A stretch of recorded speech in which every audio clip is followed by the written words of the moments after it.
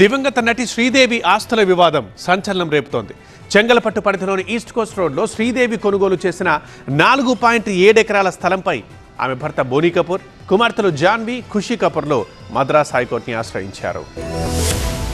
దివంగత ప్రముఖ నటి శ్రీదేవి ఆస్తుల కోసం ఆమె భర్త బోనీ కపూర్, కుమార్తెలు జాన్వీ కపూర్, ఖుషీ కపూర్ మద్రాస్ హైకోర్టును ఆశ్రయించారు. చెంగల్పట్టు పరిధిలోని ఈస్ట్ కోస్ట్ రోడ్ లో కొనుగోలు చేసిన 4.7 ఎకరాల స్థలంపై ప్రస్తుతం న్యాయపరమైన వివాదం కొనసాగుతోంది. 1988లో ఈస్ట్ కోస్ట్ రోడ్డులో అన్ని రకాల చట్టపరమైన పత్రాలని క్షుణ్ణంగా పరిశీలించి ఆస్తిని కొనుగోలు చేశారు. ఆ తర్వాత పక్కాగా రిజిస్ట్రేషన్ కూడా చేయించుకున్నారు. కానీ ఈ ఆస్తికి తామే అసలైన మొదలియార్ వారసులమని పేర్కొంటూ కొంతమంది వ్యక్తులు చెంగల్పట్టు అదనపు జిల్లా కోర్టులో సివిల్ దావా వేశారు.